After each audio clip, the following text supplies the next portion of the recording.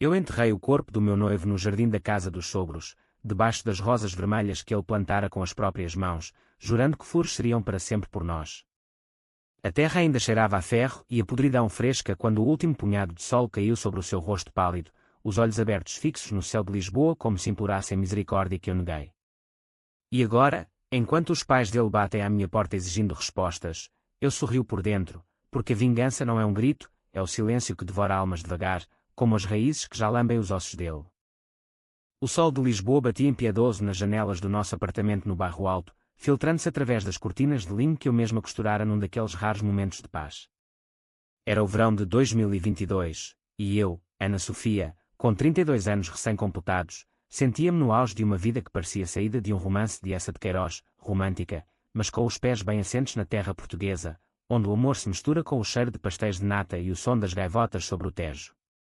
O meu noivo, Miguel, era o tipo de homem que fazia as mulheres virarem a cabeça nas ruas empedradas do Chiado, alto, com a pele bronzeada pelo mar da Cascais onde crescera, e um sorriso que prometia aventuras além das muralhas da cidade.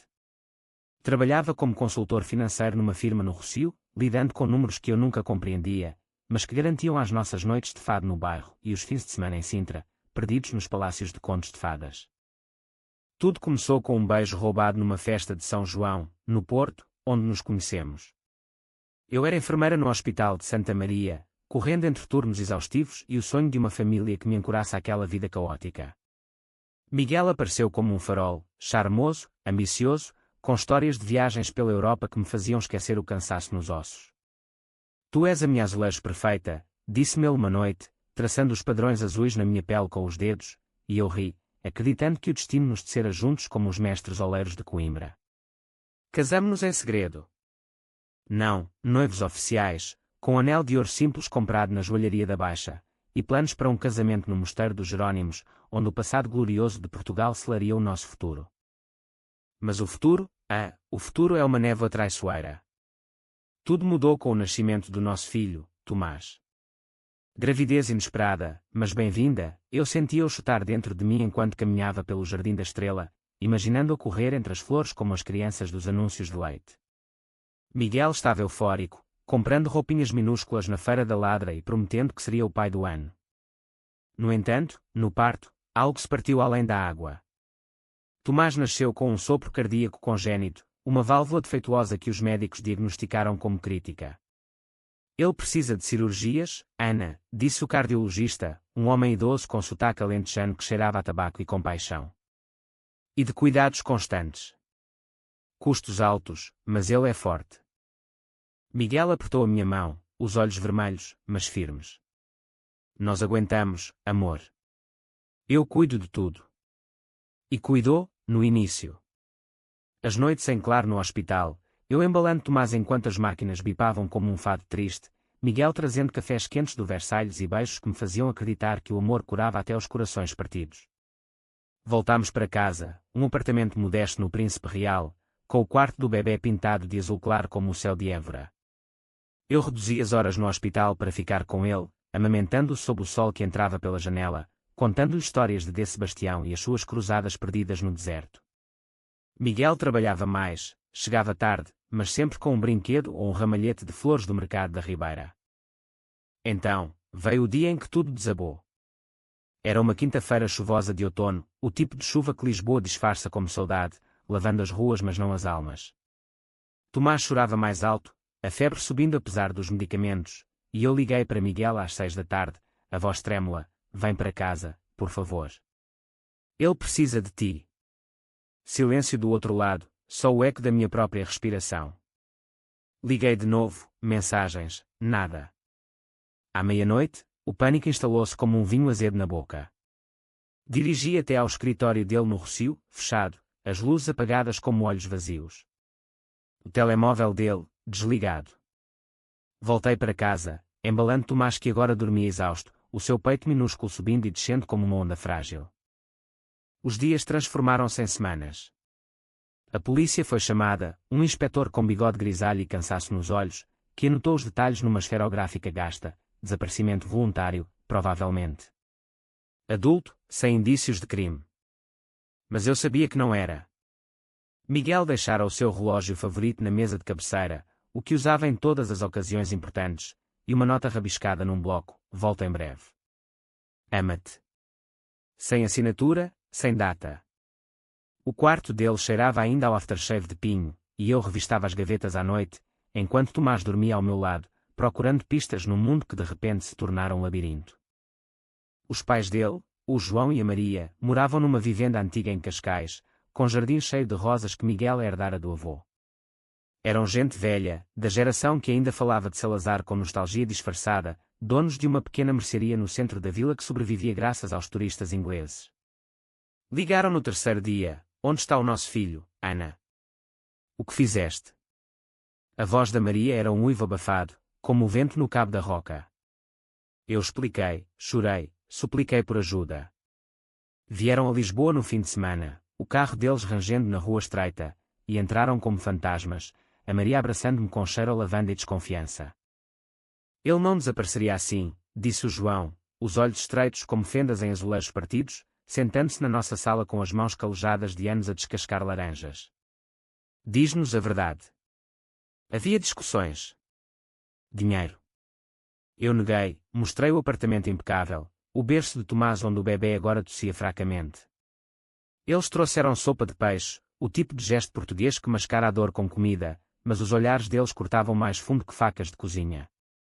Cuida do neto, murmurou a Maria, tocando a testa quente de Tomás. Mas encontra o Miguel. Ou nós encontramos. As semanas seguintes foram um vórtice. O hospital cobrava consultas, medicamentos para Tomás empilhavam-se na mesa da cozinha como sentenças de prisão. Eu voltei ao trabalho a meio tempo, deixando Tomás com uma vizinha idosa que cantava fados tristes, e as noites eram um ritual de insónias, eu deitado ao lado do vazio na cama, imaginando Miguel num acidente no Algarve ou fugindo para a Espanha com outra. O dinheiro escasseava, as poupanças dele, que deviam cobrir as cirurgias, evaporavam-se em extratos bancários que eu mal compreendia. Liguei para a firma, ele pediu demissão há um mês, sem aviso. Demissão. Sem me dizer. Os sogros voltavam, agora com exigências. Mostra-nos os papéis, Ana. Onde está o dinheiro do Tomás? O João revistava gavetas, a Maria interrogava vizinhos nas escadas, sussurrando sobre mulheres que não sabem gerir. Eu sentia a raiva crescer, um fogo lento como o de um grelhador em festa dos tabuleiros, mas engolia, por causa do Tomás.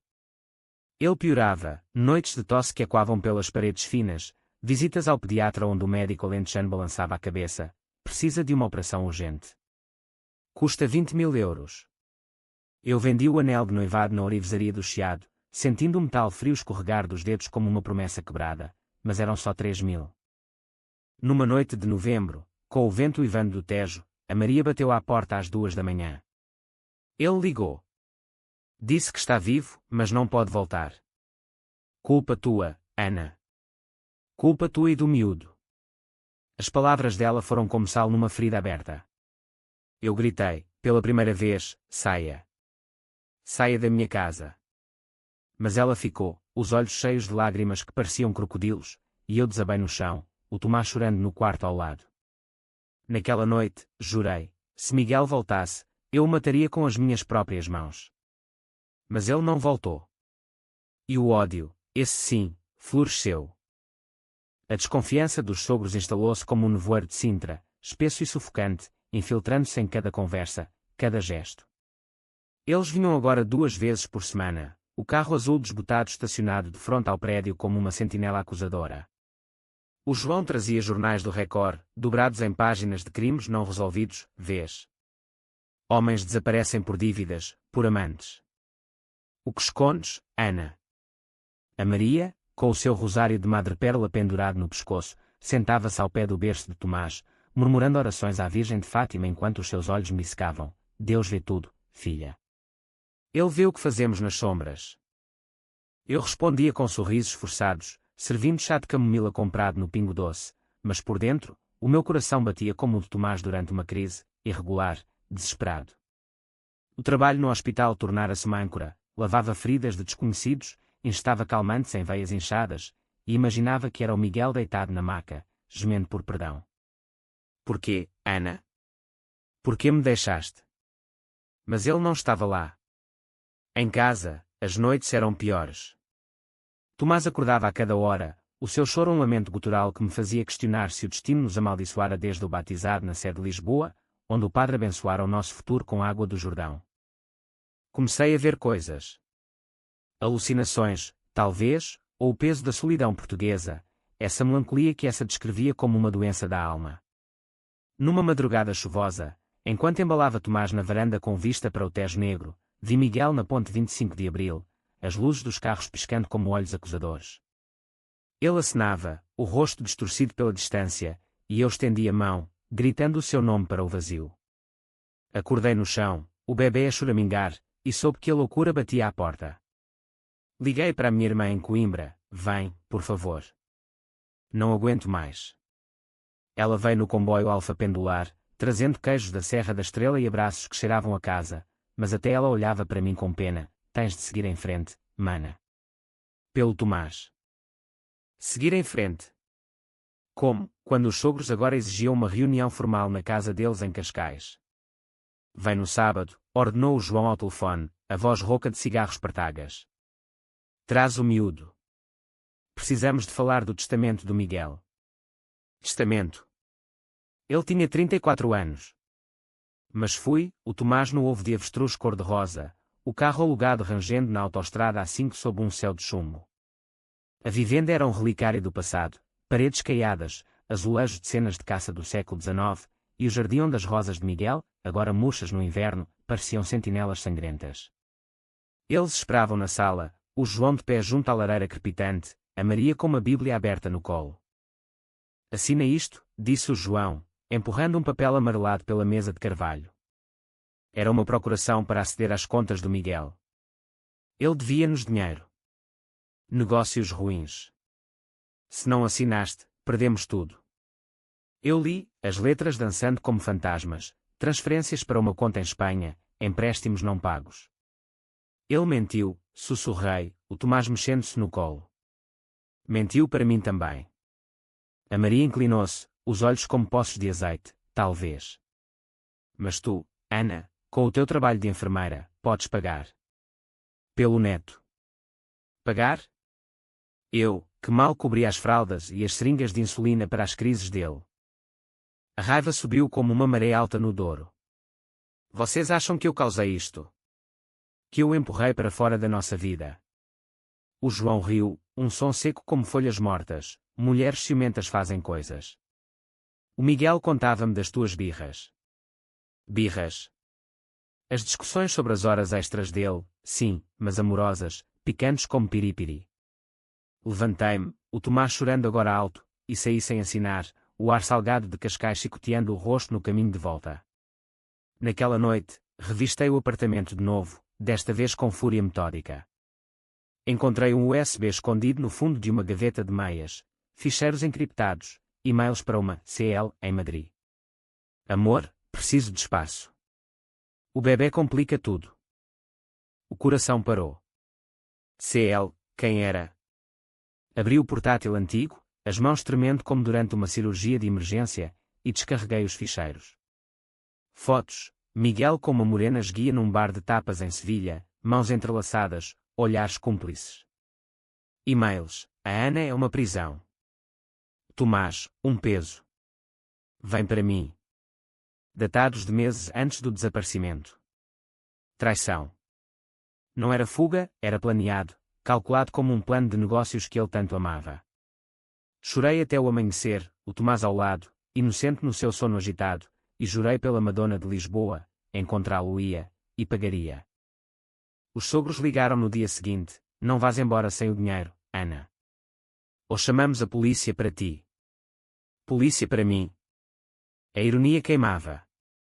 Comecei a investigar sozinha, turnos no hospital financiando buscas online, contactos com detetives freelance em Alfama que cobravam em cerveja Sagres. Descobri que Miguel transferira 15.000 euros para uma conta em nome de Carla Lopes, uma corretora de arte em Lisboa. Endereço: um ateliê no Cais do Sodré. Fui lá numa tarde de folga, o coração martelando como o sino da Basílica da Estrela. O ateliê cheirava a óleo e segredos, quadros abstratos nas paredes como gritos mudos. Carla era ela, alta, com cabelo negro como a noite de Setúbal, olhos verdes que me mediram como uma obra de arte defeituosa. Miguel. Sim, trabalhávamos juntos. Desapareceu, coitado. A voz dela era mel, mas os olhos traíam um brilho de posse. Mostrei as fotos do telemóvel. Ele deixou-me com um filho doente. Onde está? Ela riu, leve como flocos de neve em Trás-os-Montes. Pergunta aos pais dele. Eles sabiam dos negócios. Negócios. O puzzle encaixava, fraudes financeiras, lavagem através de arte falsa. Miguel não fugira por amor, fugira por medo da prisão. Voltei para casa zonza, o Tomás esperando com a babá, e pela primeira vez, o plano formou-se na mente, não o mataria ainda. Deixaria que sofresse, que os pais dele sentissem o veneno que plantaram. Comecei devagar, anónimos para a mercearia em Cascais, rumores de dívidas do João espalhados no mercado local. Vi-os no funeral de um vizinho, os rostos envelhecidos de preocupação, e sorri por trás do véu negro. A vingança era um vinho tinto, encorpado, a ser bebido devagar. A descoberta da traição foi como abrir uma garrafa de porto envelhecido que azedara. O aroma prometia doçura, mas o gosto era fel, amargo e corrosivo, queimando a garganta até às entranhas. Sentada na cozinha às 3 da manhã, o ecrã do portátil iluminando o meu rosto como um fantasma digital, reli os e-mails pela 10ª vez. Carla, minha rainha, a Ana é um erro do passado. Tomás. Um acidente que eu conserto com dinheiro. Consertar.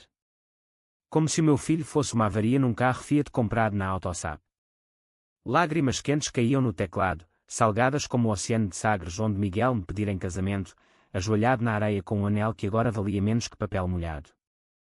Decidi confrontar Carla de novo, mas não como vítima, como predadora. Marquei uma reunião de negócios no ateliê, vestindo o meu melhor vestido preto de renda de Viana do Castelo, herança da avó que me ensinara a afiar linhas de vingança em contos sussurrados à lareira. Cheguei cedo, o cais do Sodré fervilhando com turistas e o cheiro de mariscos do Time Out Market. Ela abriu a porta com um sorriso de tubarão. Ana, que surpresa! Café. Recusei, sentando-me numa cadeira de veludo gasto, o Tomás deixado com a irmã em Coimbra por férias. Eu sei tudo, disse eu, a voz baixa como o fado de Amália num ginjal escuro. As transferências, as viagens. Ele planeou fugir contigo. Carla piscou, mas o rubor traiu-a, subindo como vinho derramado na pele clara. Ele amava-te, à sua maneira. Mas o peso. O bebê doente, as cirurgias. Ele precisava de liberdade. Liberdade. A palavra ecoou como um insulto às mães portuguesas que criam nações sozinhas, das descidas aos mares aos partos em barracas de lata. Onde está ele agora? Espanha. Brasil. Ela hesitou, os dedos tamborilando num quadro de matisse falso, ironia cruel. Foi para o Brasil, riu. Negócios novos. Prometeu voltar por ti. Pelo Tomás. Mentira. Eu via nos olhos dela o vazio de quem é usada e descartada, como um pastel de nata mordido e atirado fora. Ajuda-me a encontrá-lo, supliquei, fingindo fragilidade, as lágrimas genuínas agora aliadas. Carla mordeu o isco. Tenho o endereço. Um apartamento em Copacabana. Mas por que eu? Porque tu és a chave, pensei. Pelo amor que ele te jurou. Ou era só dinheiro? Dei-lhe o meu número, saí com o papel dobrado no bolso, um endereço rabiscado, datas de voos. No caminho de volta, parei no mosteiro dos Jerónimos, ajoelhei-me na capela fria, o cheiro de incenso misturando-se ao sal do Tejo. Deus, se existes, dá-me força para o que vem. Não era oração por perdão, era por justiça, do tipo que os tribunais portugueses raramente dão a mulheres como eu, presas entre o dever e o desejo. A raiva crescia, não como um incêndio descontrolado, mas como as vinhas do Douro, raízes profundas, frutos maduros para a colheita. Comecei a planear. Primeiro, os sogros, eles sabiam mais do que admitiam. O João, com as suas dívidas, era cúmplice nos esquemas do filho. Liguei para um detetive, o Zé, um ex-polícia de Mafra com cicatrizes de lutas de galos e um faro para mentiras. Custa 500 euros adiantados, grunhiu ele ao telefone, voz rouca de aguardente. Paguei com o salário do mês, vendendo um colar de família na feira de relógios. Zé trouxe relatórios numa semana, extratos bancários mostrando transferências do João para o Miguel, disfarçadas como empréstimos familiares. A mercearia em Cascais era fachada para lavagem, arte falsa vendida a colecionadores ricos no Estoril. Eles deviam milhões em impostos, disse Zé, bebendo uma bica no café da esquina. Se denuncias, vão na cana. Denunciar? Não. Isso era misericórdia. Eu queria vê-los rastejar, como eu rastejava pelas noites com Tomás a arder em febre. Contactei um advogado em Lisboa, uma mulher dura chamada Rita, com óculos de tartaruga e sotaque minhoto que cortava como faca de ourives. Podes processar por abandono, Ana. Ganharás custódia total do dinheiro. Mas eu não queria dinheiro, queria dor. Usei o conhecimento para manipular, enviei e-mails anónimos para a autoridade tributária, dicas sutis sobre irregularidades na mercearia Santos e Filho. Vi os efeitos, o João apareceu à minha porta uma noite, o rosto sulcado como vinhas secas, alguém nos denuncia, Ana. Sabes algo? Neguei, oferecendo vinho do Alentejo, e observei beber, os olhos implorando. Ajuda-nos. Pelo Tomás. Pelo Tomás, sim. Mas o teu filho enterrou o meu coração vivo. Enquanto isso, Tomás piorava. Uma crise cardíaca no hospital, tubos e monitores bipando como um requiem elétrico. Eu fiquei ao lado dele, a mão minúscula na minha, sussurrando, mamãe está aqui, como o mar está para o peixe. O médico veio, operação agora, ou ele não passa o Natal. 25.000 euros. Vendi o apartamento, o nosso ninho, com vistas para o castelo de São Jorge, e mudei-me para um teu em Alcântara, paredes finas e quando os comboios do Tejo. Os sogros ofereceram ajuda, mas condicional, assina os papéis, e pagamos. Recusei. Em vez disso, usei o endereço do Rio para contratar um investigador local via Zé. Acha-se num bar em Lapa, bailando com putas e cerveja Brahma. O plano cristalizava, voar para o Brasil, confrontá-lo, trazê-lo de volta, ou o que restasse dele. Mas antes, semear o caos aqui. Espalhei rumores no bairro, o Miguel fugiu com o dinheiro da família, deixando a noiva com o inválido. A Maria ligou histérica, para com isso, bruxa. Estás a destruir-nos. Bruxa. Gostei. Na cultura portuguesa, bruxas tecem maldições em noites de lua cheia, e eu tecia a minha na luz crua do dia. A raiva agora era companheira fiel, acordando comigo ao nascer do sol sobre os estaleiros de Alcântara, guiando as minhas mãos ao preparar a mala. Tomás recuperava devagar, o seu sorriso fraco como o primeiro raio após a chuva, e eu jurava por ele, vou trazer justiça, filhote. Como o herói de um romance de Camões. Mas heróis caem, e eu cairia de pé, banhada em sangue se preciso fosse. A execução da vingança começou como um fado lento, daqueles que se arrastam nas tabernas de Alfama, notas graves que se enroscam na alma antes de explodir em grito. Não era explosão, era erosão, devagar, como o Tejo lambendo as margens de pedra ao longo de séculos. Primeiro, os sogros, os e-mails anónimos para as autoridades transformaram-se em visitas surpresa da Finanças. Vi o carro da Maria estacionado fora da mercearia, ela a chorar no balcão enquanto inspetores reviravam caixas registadoras. Liguei para o João, fingindo preocupação, ouvi dizer que há problemas.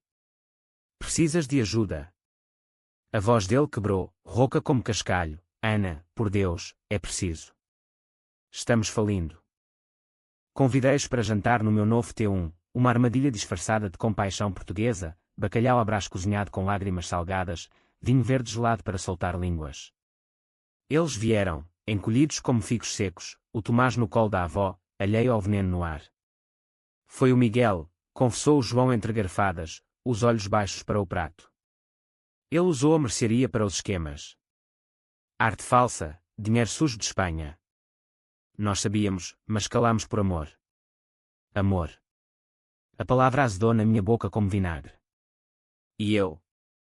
Tomás. Deixaram-me na miséria por amor ao ladrão. A Maria soluçou, o rosário tilintando, pensámos que ele voltaria. Que pagaria? Paguei eu, pensei, com noites sem dormir, com o corpo exausto de turnos duplos. Naquela noite, dei-lhes o golpe, mostrei os extratos, as provas que Zé reunira. Denuncio-vos amanhã. A menos que me deem o que resta. Eles imploraram, transferiram 8.000 euros tremendo, o suficiente para a cirurgia de Tomás. Saíram quebrados, o carro partindo na noite como um presságio. Mas não acabou aí. Liguei para Carla no dia seguinte, vem vê-lo. Ele quer-te. Era mentira, mas ela veio ao ateliê, vestida de sedas vermelhas como as rosas do jardim dos sogros. Esperei-a na sombra, o coração batendo como tambores de São João.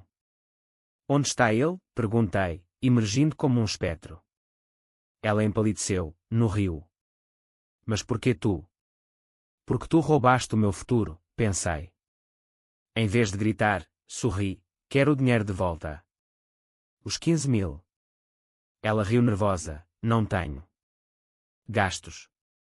Então, o plano B, gravei a conversa, ela admitindo cumplicidade nos esquemas, e enviei para o seu chefe na galeria de arte. Demissão em 24 horas, viu o anúncio no LinkedIn, Carla Lopes deixa a equipa por motivos pessoais. Ela ligou furiosa, ruíste a minha vida, vadia. Vadia. Doía, mas alimentava. Como ele arruinou a minha.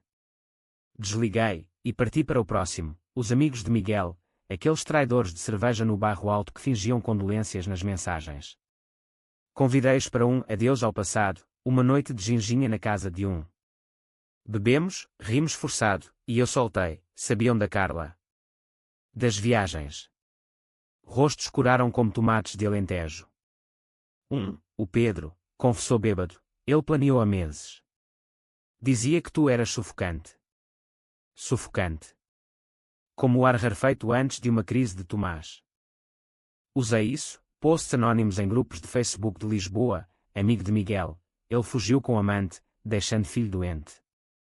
Escândalo espalhou-se como fogo em eucaliptos, chamadas para mim, lamento tanto, Ana, mas eu via a hipocrisia nos olhos quando nos cruzávamos na rua. Isolamento, eles afastaram-se, como ratos de um navio afundando.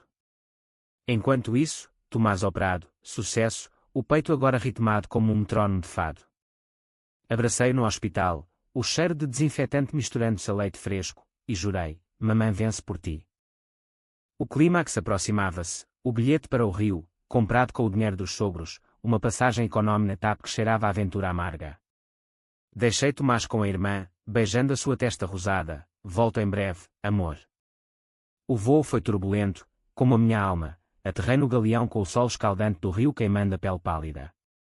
Contratei um guia local, um carioca magro chamado Luís, que me levou a Lapa em mota barulhenta. O bar era um antro de samba e suor, luzes neon pescando como promessas falsas. Lá estava ele, Miguel, mais magro, barba por fazer, rindo como uma morena nova ao balcão. O coração parou, depois acelerou como o de Tomás em crise. Esperei na sombra, bebendo caipirinha que ardia como ódio. Quando ele saiu para fumar, seguiu à rua escura, o ar úmido cheirando a favela próxima. Miguel. A voz minha, um sussurro que cortou a noite. Ele virou-se, olhos arregalados como peixe na rede, Ana. Meu Deus, como? Agarrei o braço dele, unhas cravando como garras de águia, traíste-me. Abandonaste o teu filho. Ele gaguejou, cheiro a rum, eu. Precisava de tempo. Tomás, o stress. Tempo. Bati-lhe, a palma e quando na rua vazia, sangue no lábio dele como vinho tinto. Volta. Ou eu acabo contigo aqui. Ele implorou, lágrimas misturando-se ao suor, não posso. A polícia. Os pais. Então, soube, ele fugira não só de mim, mas da lei, dos esquemas expostos. Não o matei, ainda. Amarrei-o metaforicamente, forcei-o a gravar um vídeo, confissão para os sogros, prometendo dinheiro para o silêncio. Diz que amas o Tomás. Que voltas. Ele disse, voz trêmula, e enviei para Cascais. Voltei para Lisboa no dia seguinte, o avião cortando nuvens como a minha fúria. Os sogros receberam o vídeo, vi a Maria desabar no vídeo que me mandaram, ele vive. Mas por que assim? Porque a dor é herança, pensei. A fase 1 acabara, eles quebrados, Carla arruinada, Miguel acorrentado pelo medo. Mas o vinho ainda fermentava, prometendo um vintage mais escuro. O confronto final com os sogros foi como uma tourada em moita, lenta e ritualística, onde o toureiro dança com a morte antes do golpe fatal. Convidei-os para o aniversário de Tomás, um ano, o primeiro sem o pai ausente, celebrado num restaurante simples em Belém, com vistas para o mosteiro e o cheiro de pastéis de nata frescos do Pastéis de Belém. Vim de celebrar a vida, disse ao telefone, a voz doce como melão de quarteira. Eles vieram, hesitantes, o João com uma caixa de brinquedos barata do chinês, a Maria com um bolo caseiro que cheirava a canela e remorsos. Tomás ria, batendo palmas com mãozinhas gorduchas, o coração agora forte como o de um leão de pedra no chiado. Sentei-os à mesa, o sol poente tingindo o tejo de ouro, e serviu o vinho, um dão encorpado, o mesmo que brindáramos no noivado. Pelo futuro, erguemos copos, mas os olhos deles tremiam como folhas de sobreiro ao vento. Esperei o momento, o pastel mordido pela metade, sumo escorrendo como sangue doce. Eu sei onde está o Miguel. Silêncio caiu como a névoa do Douro. A Maria engasgou, onde? Diz-nos. O João apertou o guardanapo, nós brancos. Mostrei o vídeo no telemóvel, a voz de Miguel e quando na mesa, eu errei. Amo-vos, mas fugi do que criei. Lágrimas dela, fúria dele, por que não disseste antes, Ana? Sofremos por nada. Por nada. Ri, baixo e cortante como vidro partido. Sofreram. Eu criei um filho sozinha, vendo-o lutar pela vida enquanto vocês protegiam o ladrão. O vosso filho roubou-nos a todos, a mim, ao Tomás, a vós. O João levantou-se, voz trovejando, ele era fraco, mas nosso. Tu, com o teu ódio, o que és? Ódio. Sim, era o meu escudo, forjado nas fornalhas de noites lisboetas. Eu sou a mãe que ele abandonou. E a justiça que ele merece. Revelei tudo então, os esquemas, as denúncias que eu orquestrara, o dinheiro que sugaram do neto. A Maria desabou, rosário caindo no prato, Deus nos perdoe. Nós sabíamos, calámos por amor. Amor novamente, essa praga portuguesa que justifica crimes. Gritei, pela primeira vez sem filtro, o vosso amor matou o meu. Deixastes-me apodrecer enquanto ele dançava no rio. O restaurante parou, olhares curiosos como em telenovelas da TVI. O João tentou bater, mas parei com palavras, toca-me, e chama PJ. Tenho provas de tudo, as vossas assinaturas nos papéis falsos. Ele sentou-se, derrotado, um velho leão sem garras. O que queres, então? O resto do dinheiro. Não. Queria a confissão, a rendição. Forcei-os a assinar uma carta. Nós, João e Maria Santos, abandonámos a nora e o neto em necessidade, cúmplices nos crimes do filho. Enviaria para a polícia, anônima, deixando-os enfrentar a lei sozinhos. Eles assinaram, mãos tremendo como folhas de castanheira em outono, e saíram para a noite, sombras alongadas no pavimento de Belém. Mas o conflito interno rugia agora, mais alto que o Tejo em maré alta. De volta ao T1, com Tomás dormindo no berço novo comprado com o presente deles, eu andava de um lado para o outro, o chão frio sob os pés descalços. Vingança era doce, sim, via os rostos deles partidos como azulejos rachados, mas vazia, como um fado sem alma. Sou monstro, sussurrei para o espelho, os olhos fundos como poços de Monsanto. Miguel traíra, sim, mas eu. Enterrar a humanidade no processo, manipulando como ele manipulava números. Liguei para Rita, a advogada, para as denúncias. Deixa-os. Ela riu seca, arrependimento. Tarde, Ana. A bola rola. Não. Eu pararia, mas o dano estava feito, insônias voltaram, pesadelos onde Miguel me perseguia pelo labirinto de Sintra, o Tomás chorando ao fundo. Carla contactou-me, perdi tudo por tua causa. Mas. Ele liga, diz que quer voltar. Voltar. O pânico subiu, ácido no estômago. Diz-lhe para vir. Eu espero. O clímax interno veio numa noite de tormenta, o vento uivando pelas ruas de Alcântara como banchés celtas. Acordei suando, o fantasma de Miguel ao pé da cama. Tu me mataste, Ana. Não literal, mas sim, a minha raiva o destruíra, forçando-o a um exílio pior que a morte. Abracei Tomás, o seu calor minúsculo ancorando-me, por ti, eu paro. Mas parar significava perdoar. Não. Significava redirecionar, Usaria a dor para construir, não destruir. Os sogros não ligaram mais, orgulho português, ou medo. Ouvi rumores, venderam a mercearia, mudaram-se para uma casa pequena em Setúbal, perto do mar que engole segredos. Eu foquei no Tomás, turnos extras para uma poupança, noites lendo-lhe Os Lusíadas em voz baixa, sonhando com viagens a Évora onde o sol cura feridas. Mas o vídeo de Miguel ecoava, ele voltaria. E quando voltasse, o confronto final seria meu, não com faca, mas com verdade nua, como o sol de Lisboa expondo mentiras. O conflito dilacerava, vingança me fortalecera, mas roubara a inocência. Numa missa na Sé, ajoelhei-me, o incenso subindo como orações não ditas, perdoa-me, Senhor, pela escuridão que plantei. Saí renovada, mas marcada, a cicatriz de uma mulher que dançou com o diabo e sobreviveu para contar. A resolução veio como o amanhecer sobre o Tejo, lento, rosado, lavando as sombras da noite sem apagá-las por completo. Miguel voltou 2 semanas após o aniversário, aparecendo à porta do T1 numa manhã de sábado, o sol filtrando pelas persianas como raios de julgamento.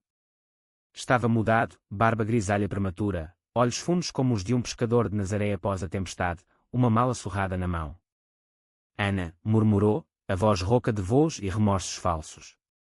Deixa-me entrar. Pelo Tomás. Deixei, não por fraqueza, mas por estratégia, a vingança final não é morte, é viver melhor sem eles. Tomás acordou, correu para ele com braços abertos, papá, e Miguel ajoelhou-se, lágrimas genuínas escorrendo pelo rosto barbado. Abracei-os, fingindo família, mas por dentro, o cálculo frio, ele ficaria, pagaria, e eu controlaria as cordas. Conta-me tudo, disse ao almoço, bifanas de porco no balcão da esquina, cheiro de cebola frita misturando-se a confissões. Ele falou, o medo da paternidade, as dívidas dos esquemas com Carla, agora ex, arruinada e rancorosa, a fuga impulsiva para o rio onde o samba mascarava o vazio. Pensei que era fraco, Ana. Mas tu. Forte como as mulheres de Pombal. Elogio. Ou manipulação. Não importava. Forcei-o a assinar papéis, restituição total, 30.000 euros para o Tomás, terapia familiar obrigatória. Ou vou à polícia com as provas. Ele assinou, mãos tremendo como o avô dele nas vindimas do Dão. Os sogros souberam pelo telefone, eu liguei, neutra, ele está aqui. Vim de ver o neto. Vieram no dia seguinte, a vivenda de Cascais vendida, agora num apartamento modesto em Oeiras com vista para o mar cinzento. Abraços ao quarto, a Maria chorando sobre o ombro de Miguel, meu menino, perdoa-nos. O João apertou a minha mão, pela primeira vez sem acusação, obrigado, Ana. Por não nos destruires. Destruí, pensei, mas deixei as ruínas para eles reconstruírem. Perdoei? Não totalmente. Mas libertei-me, como soltar uma pomba na Sé de Lisboa. A vida recomeçou, tessitura lenta. Miguel ficou, trabalhando num emprego honesto de contabilista em Carnaxide, pagando as contas sem queixas. Tomás florescia, correndo no Parque Eduardo VII, rindo com balões de hélio na feira popular, o coração forte como o de um toureiro. Eu voltei à enfermagem plena, mas agora com alma, ajudava mães abandonadas no hospital, partilhando histórias sussurradas da resiliência portuguesa, das rainhas que governavam impérios sozinhas. Reflexões vinham nas noites quietas, deitado ao lado de Miguel que dormia exausto, o seu ronco um lembrete de fraquezas humanas. A vingança me salvara, escavando o abismo para eu saltar sobre ele, mas deixara cicatrizes, desconfiança como espinhos de rosas no jardim de Cascais. Ama-me ainda? Perguntava ele às vezes, olhos suplicantes. Amo o homem que és agora, respondia, verdade parcial. O amor renascia, frágil como azulejos restaurados, mas real, ancorado no Tomás que unia as peças partidas. Anos depois, em 2025, com Tomás a 5 anos e correndo pelas praias de Comporta, olhava para o mar e via, a traição fora o catalisador, a dor o fogo purificador. Portugal ensina isso, das navegações perdidas às revoluções ganhas, sobrevivemos pelas raízes teimosas. Escrevi isto não como confissão, mas como aviso, quando dão à luz um monstro, alimentem-no com luz, não ódio. Mas se o limite chegar, como o meu, enterrai o passado e florescei sobre ele. Agora, enquanto o sol se põe no Tejo, Tomás dorme, Miguel lê o jornal, E eu sorrio, não de vingança, mas de vitória quieta. A vida é um fado, triste, mas belo, e eu canto o meu verso final com voz firme. Contagem aproximada de palavras, 940. Total aproximado, 5.998 palavras.